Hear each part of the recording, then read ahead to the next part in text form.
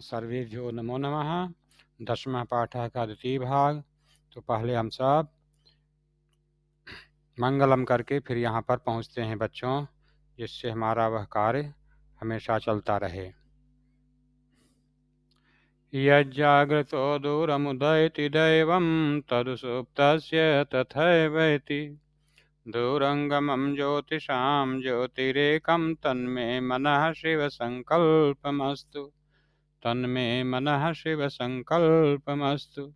सुसारथिरश्वानिवयन्मनुष्यान् निनीयते भीषुभिर्वाजिनीव हृत्प्रतिष्ठं यदजिरं जविष्ठं तन्मे मनः शिवसङ्कल्पमस्तु। तन्मे मनः शिवसङ्कल्पमस्तु। तन्मे मनः शिवसङ्कल्पमस्तु। तो नवनीतम में 3 श्लोक हम लोग पढ़ लिए थे। चौथा श्लोक आज शुरू करने वाले हैं। तीनों में बच्चों एक जगह शब्द में मैंने देखा था थोड़ा सा आचारस्य, मैंने बताया आचारस्य शब्द नहीं है, आचार्यस्य शब्द है। ये थोड़ा सा सुधार लेंगे। आचार शब्द बनता तो है उस आचरण का, लेकिन यहाँ पर आचार नहीं आचार्य शब्द आया है, इसलिए हम इसको थोड़ा सा सुधार लेंगे बच्चों।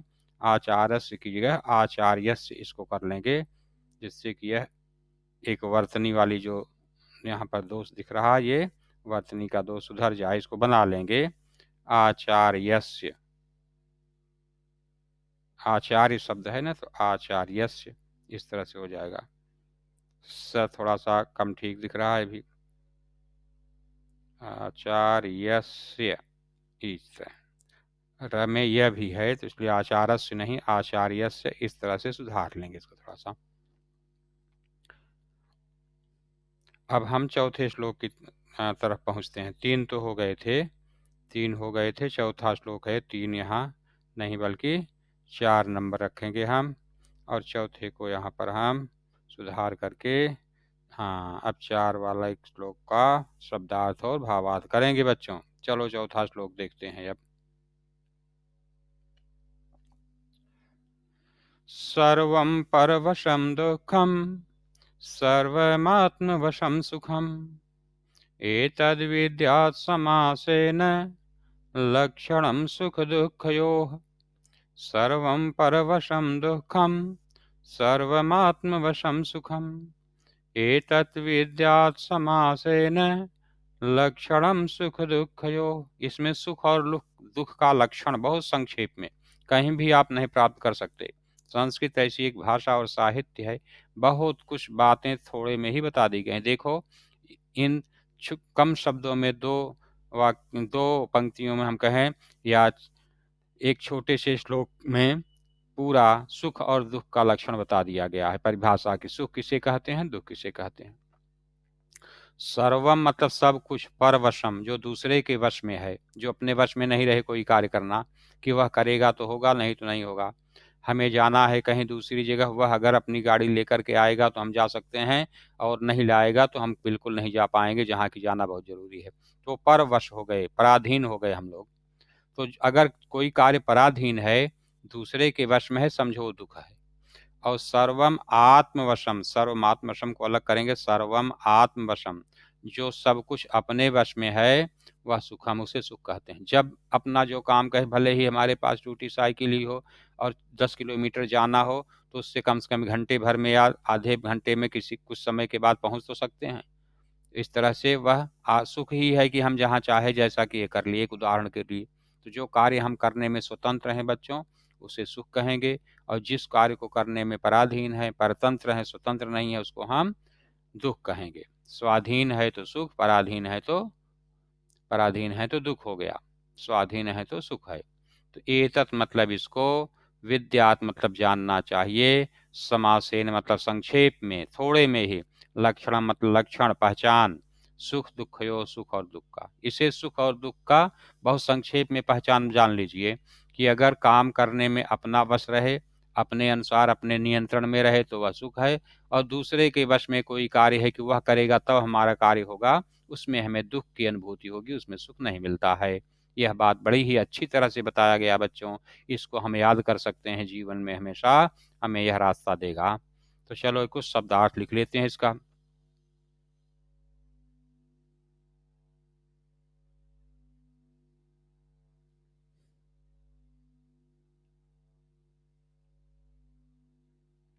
पहले तो आया है परवशम और दूसरा है आत्मवशम।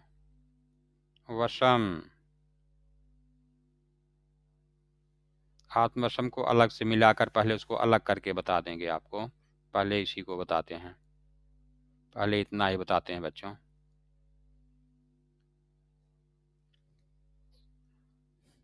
परवशम शब्द का अर्थ होगा दूसरे के वश में, दूसरे के वश में रहने वाला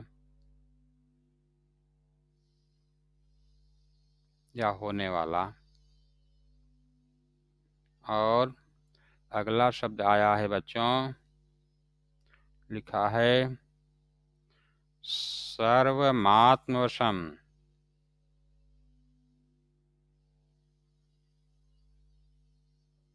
इसको हम अलग अलग करेंगे तो होगा सर्वम आत्मवशम। यहाँ संधि नहीं संयोग हो गया है, यहाँ केवल म आ में मिल गया है बच्चों। सर्वम आत्मवशम,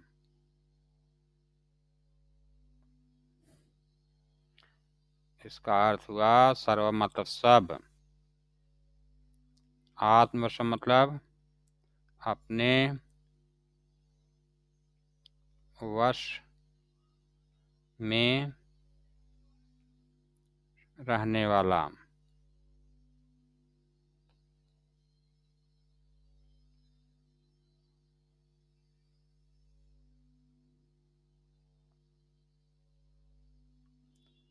एतद् विद्यात् समासेन, इसको भी थोड़ा अलग करके लिखेंगे हम सब।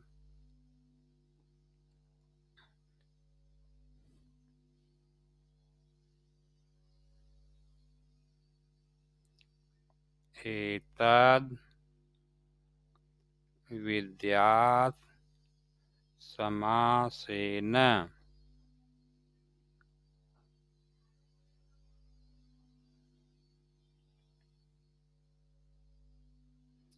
एतत् विद्यात् और समासेन, तीन है इसमें मिले हुए।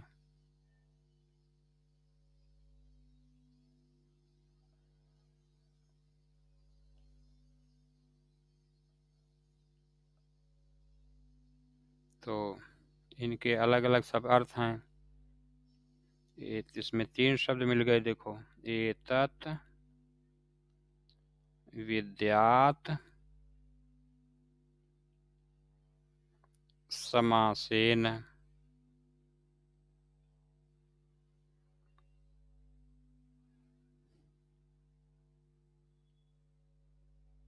एतत् मतलब हुआ इसको या इसे, विद्यात् मतलब जानना चाहिए, जानना चाहिए, जानना चाहिए। समासेन मतलब संक्षेप में, थोड़े में।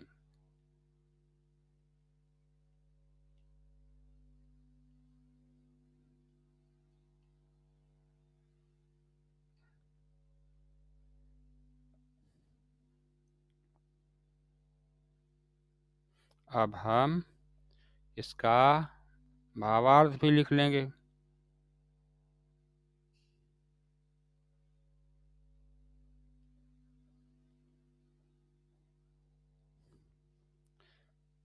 सर्वम परवशम दुखम,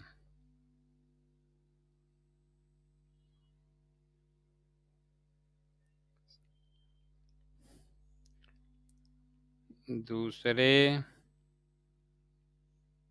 के वश में रहने वाला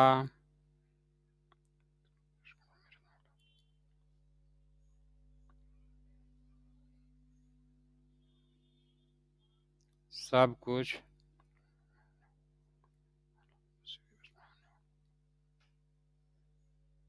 सब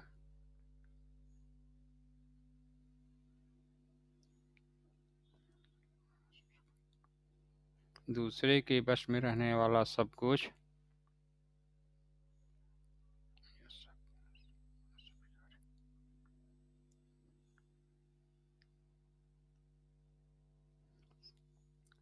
सब कार्य भी लिख सकते हैं।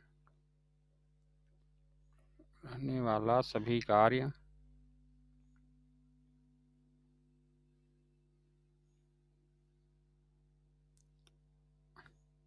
सुख है।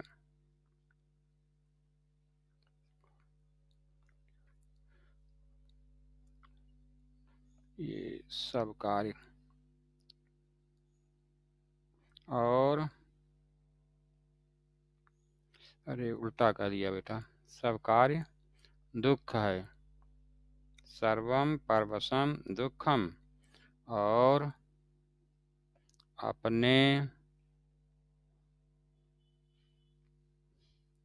वश में रहने वाला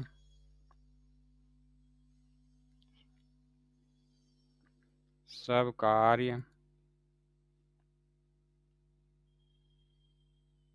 सुख है। सर्वम परवशम दुखम सर्वम आत्मवशम सुखम एतत् विद्यात् समासेन लक्षणम सुख दुःखयोः। इसे संक्षेप में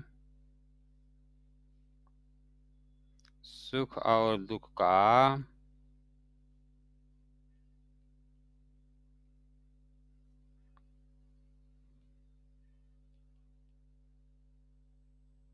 सुख और दुख का लक्षण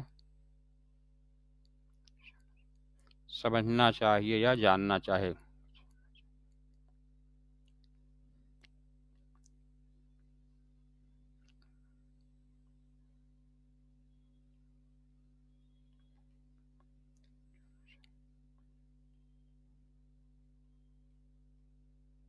तो कोई कहे सुख और दुख किसे कहते हैं, तो ये देखिए एक छोटे से श्लोक में आपको सुख और दुख की पूरी परिभाषा बता दी गई है। ये सभी श्लोक मनुस्मृति नामक ग्रंथ से लिए गए हैं। बच्चों याद रखना, प्रश्न इससे आ सकता है कि ये जो श्लोक हैं इस पाठ के, नीति नवनीतम पाठ के श्लोक किस ग्रंथ से लिए गए हैं। तो प्रारंभ में ही बता दिया गया था कि ये सभी श्लोक मनुस्मृति से लिए गए हैं। अब 5वें श्लोक की ओर आगे बढ़ेंगे।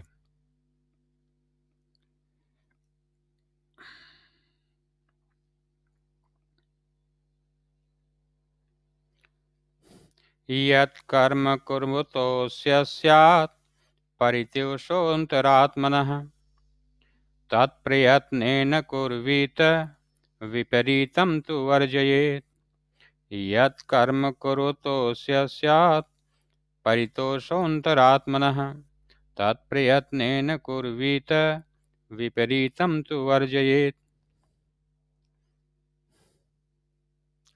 तो अब इसमें कुछ संधि विच्छेद, कुछ शब्द। यत् कर्म मतलब जो काम, कुरुतः मतलब करते हुए, अस्य मतलब इसके, स्यात् मतलब होना चाहिए या हो, परितोषः मतलब संतुष्टि प्रसन्नता, अंतरात्मा मतलब अंतरात्मा का, मन का, हृदय का, तत् मतलब उसे, प्रयत्नेन मतलब प्रयास के द्वारा, कुर्वीत मतलब करना चाहिए, विपरीतम मतलब उसके अलावा, जो उसका उल्टा हो, मतलब जिसको करने से मन में खुशी न आए, अंतरात्मा प्रसन्न न हो, तत्तु वर्जेत उस काम को छोड़ देना चाहिए।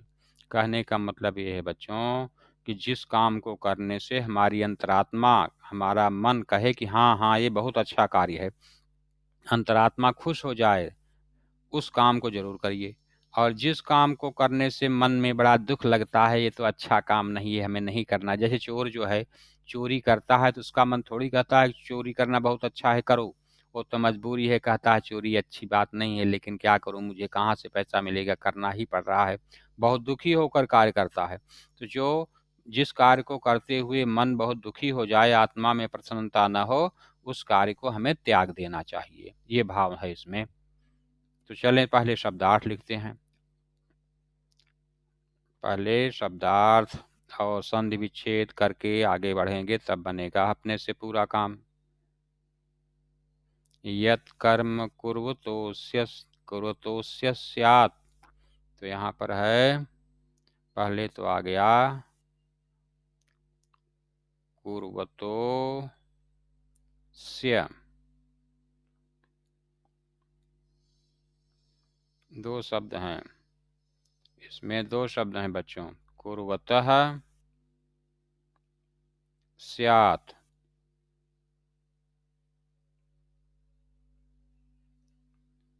कुरुतः मतलब करते हुए के, स्यात् मतलब हो।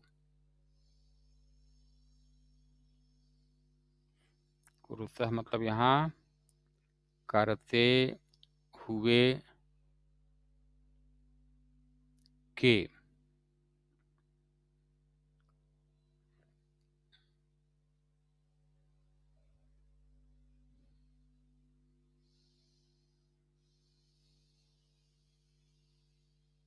स्यात् मतलब हो।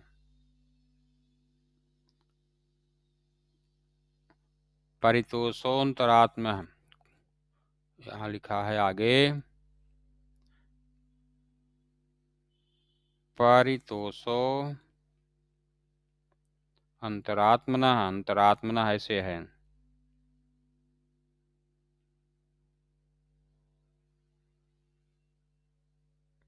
अब इसको अलग अलग हम करेंगे तो हो जाएगा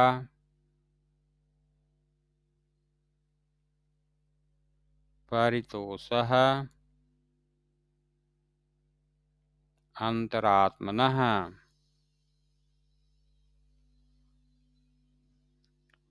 अंतरात्मनः।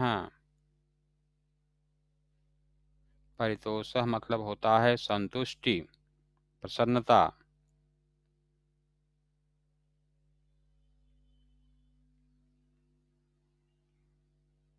और अंतरात्मा की, अंतरात्मनः मतलब अंतरात्मा की।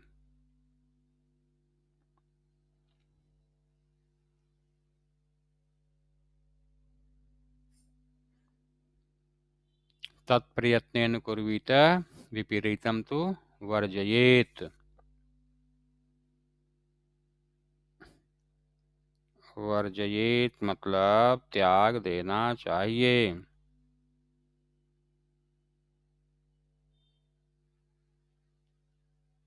वर्जयेत त्याग देना चाहिए, त्याग देना चाहिए।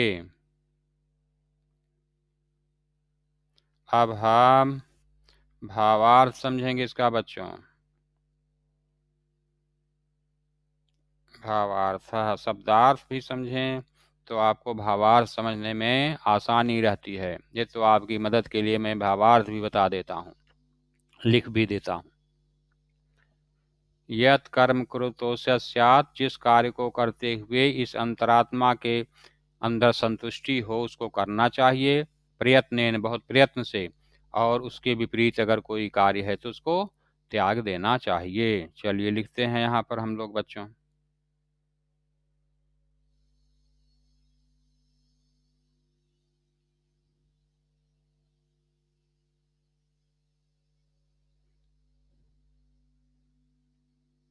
जिस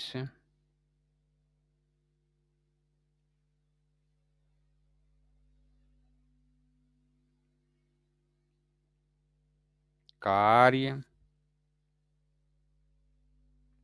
को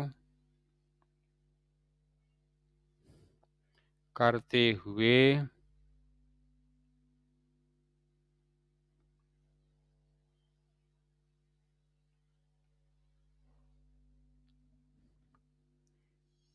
मनुष्य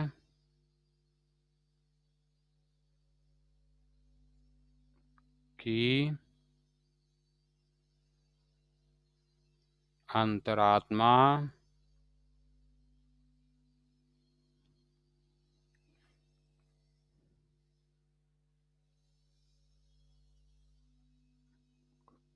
को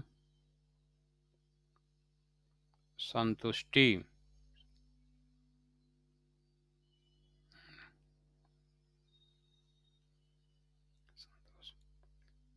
संतोष भी लिख सकते हैं। परमात्मा को, अंतरात्मा को संतोष हो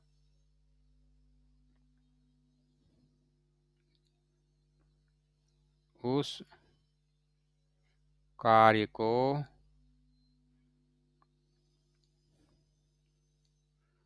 प्रयत्न के द्वारा, प्रयत्न मतलब कोशिश करके,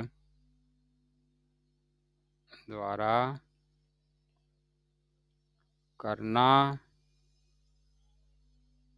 चाहिए और इसके विपरीत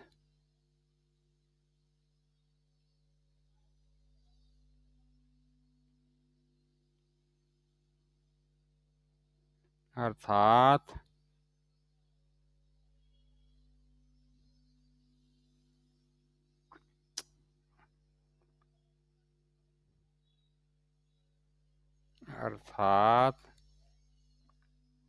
जिस कार्य को करने से, ये लिखा नहीं है लेकिन बिना बताए स्पष्ट नहीं होगा, जिस कार्य को करने से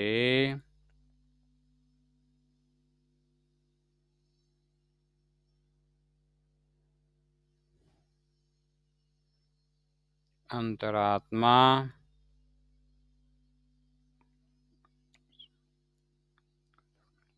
को कष्ट का अनुभव हो,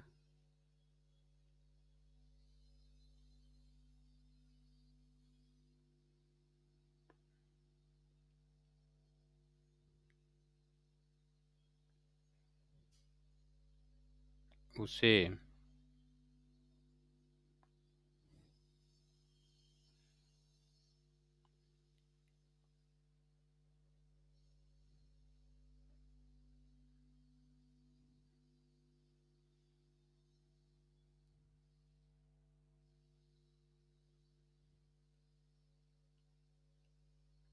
ऐसे कार्य को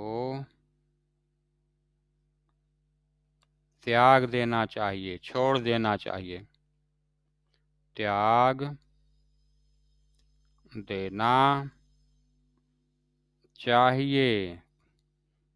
तो हम संक्षेप में कह सकते हैं बच्चों कि जिसको काम को करने से हमारे हृदय में प्रसन्नता का अनुभव हो, हमें लगे कि बहुत अच्छा काम है ये, उसको करना चाहिए। और हमारे मन में अंदर लगता है कि ये काम अच्छा नहीं, बहुत खराब है, उस काम को हमें दूसरों के कहने से या किसी मजबूरी में नहीं करना चाहिए। ये इसका मतलब है। लिख लीजिए, एक बार में आपको दिख रहा है। जिस कार्य को करते हुए मनुष्य की अंतरात्मा को संतोष हो, उसको प्रयत्न के द्वारा करना चाहिए और इसके विपरीत अर्थात जिस कार्य को करने से अंतरात्मा को कष्ट का अनुभव हो, ऐसे कार्य को त्याग देना चाहिए।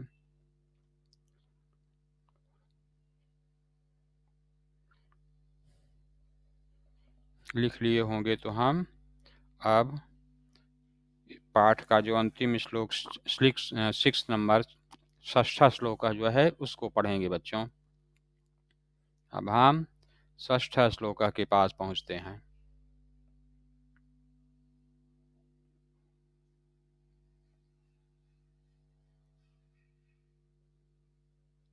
दृष्टिपूतं न्यसेत् पादं वस्त्रपूतं जलं पिबेत् सत्यपूतां वदेद् वाचं मनः पूतं समाचरेत्।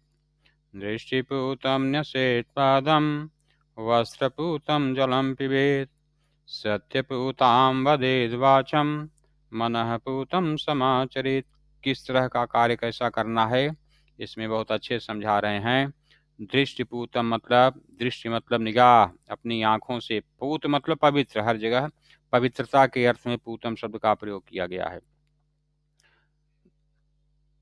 आंख से अच्छी तरह से पवित्र मतलब देख करके, अदृष्ट पूतम मतलब आंखों से अच्छी तरह देखकर, आंखों से अच्छी तरह देखकर। नसेत मतलब रखना चाहिए, पादम मतलब पैर को। वस्त्र पूतम मतलब कपड़े से अच्छी तरह पवित्र करके, मतलब कपड़े से खूब शुद्ध करके। जलम पिबेत पानी पीना चाहिए। सत्य पूताम और सत्य से जो पवित्र हो, सत्य के द्वारा जो शुद्ध हो गई हो, ऐसे वदेद वाचम वाणी को बोलना चाहिए। और मनः पूतम मन के द्वारा जो पवित्र कर दिया गया है, ऐसा समाचरित मतलब आचरण करना चाहिए। समाचरित मतलब आचरण करना चाहिए, व्यवहार करना चाहिए। यहाँ पर केवल वदेद वाचम में संधि विच्छेद है, इसको हम कर लेंगे यहाँ पर।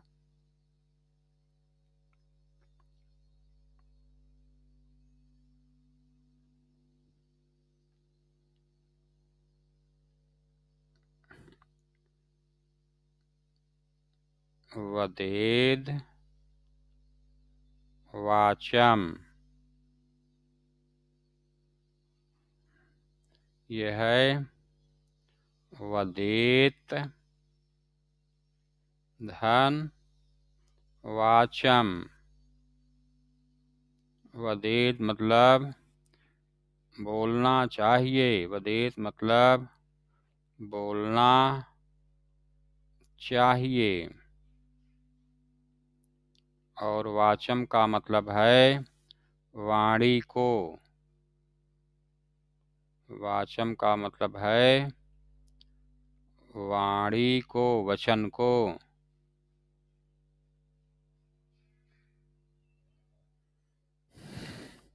आगे शब्द एक आया है न्यसेत।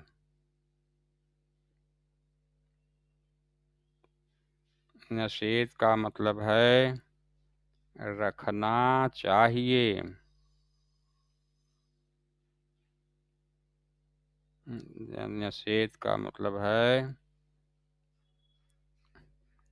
रखना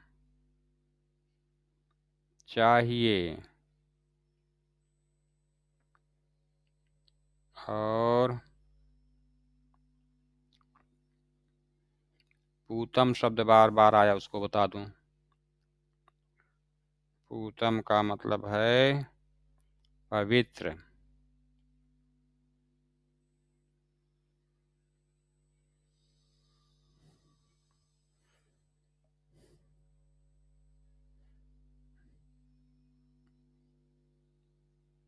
समाचरित आचरण या व्यवहार करना चाहिए।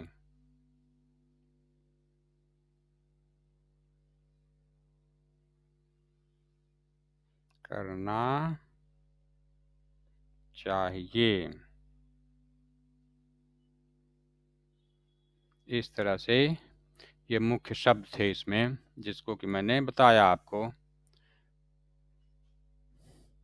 अब हम देखेंगे भावार्थ। भावार्थ है, देखेंगे। लिखा है दृष्टिपूतम न्यसेत पादम। पादम मतलब पैर, पढ़े ही हैं शुरू से, आपको 6-7 में ये शब्द आ चुके हैं सब। दृष्टिपूतम न्यसेत पादम, आँखों से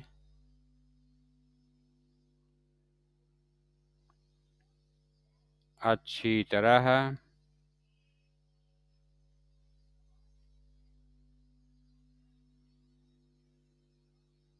देखकर। अब शुद्ध क्या करेगा, रास्ता को आँख क्या शुद्ध करेंगी, मतलब देखेंगी उसको। आँखों से अच्छी तरह देखकर रास्ते में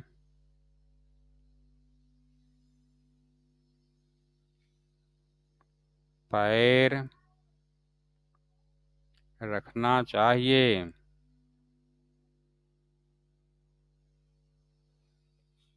एक बात बताया, फिर दूसरी बात कह रहे हैं वस्त्र पूतम जलम पिबेत। कपड़े से शुद्ध करके मतलब छान कर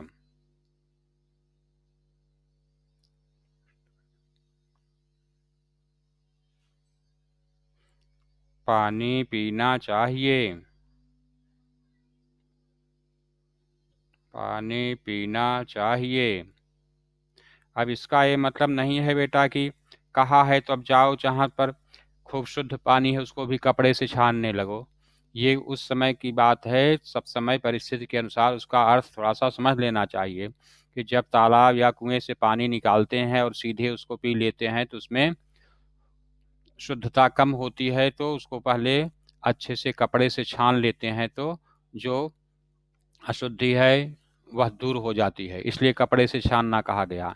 जो अब आजकल तमाम तरह के यंत्र लगे हुए हैं पानी को शुद्ध करने के लिए, अगर वह शुद्ध है तो उसको छानने का अर्थ नहीं है, मतलब इसका यही मतलब है कि पानी खूब शुद्ध रहे उसी को पिएं जिससे कि हम बीमार न पड़ें, स्वास्थ्य हमारा सही रहे।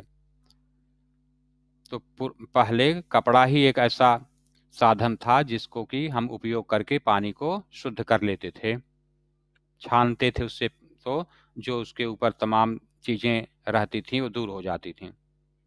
और उसके बाद कह रहे हैं बच्चों, हाँ, दृष्टिपूतं न्यसेत् पादं वस्त्रपूतं जलम पिबेत। और कह रहे हैं इसमें, देखो तीसरी बात आपको दिखेगी, सत्यपूतां वदेद् वाचं मनः पूतं समाचरेत्। सत्यपूतां वदेद् वाचं, सत्य से जो पूर्ण भरी हुई जो बात है, सत्य से जो युक्त बात है वही बोलना है, झूठ वाली बात का हमें उपयोग नहीं करना है, प्रयोग नहीं करना है। सत्य, सत्यता, सत्य से युक्त,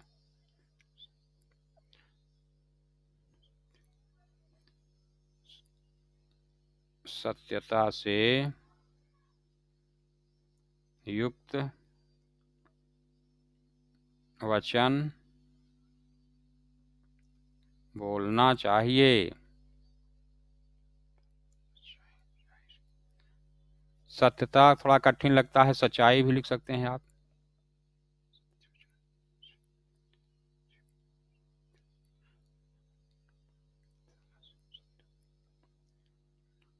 सच्चाई से युक्त हम लिख सकते हैं, अगर आपको लगता है कि ये थोड़ा सा सर कठिन हो रहा है तो आपके स्तर में हम लिख सकते हैं सच्चाई से।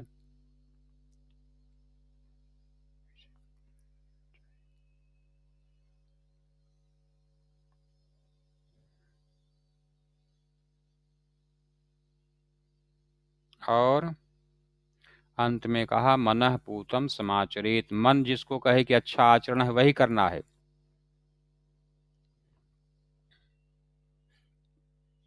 मन में जो उचित उचित लगे वह व्यवहार या आचरण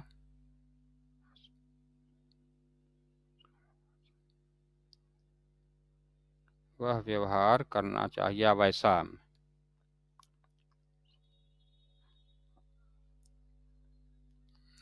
इसको फिर वैसा व्यवहार करना चाहिए लिख देते हैं, वैसा व्यवहार या आचरण करना चाहिए।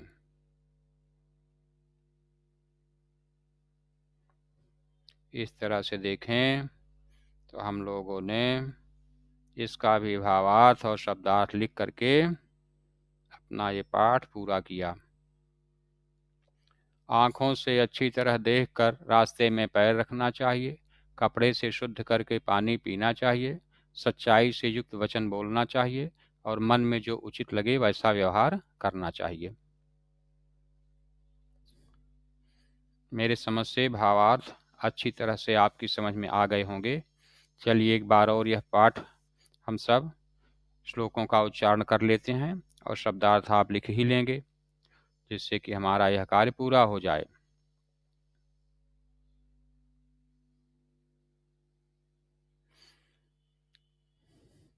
अभिवादनशीलस्य नित्यं वृद्धोपसेविनः चत्वारि तस्य वर्धन्ते आयुर्विद्या यशो बलम्।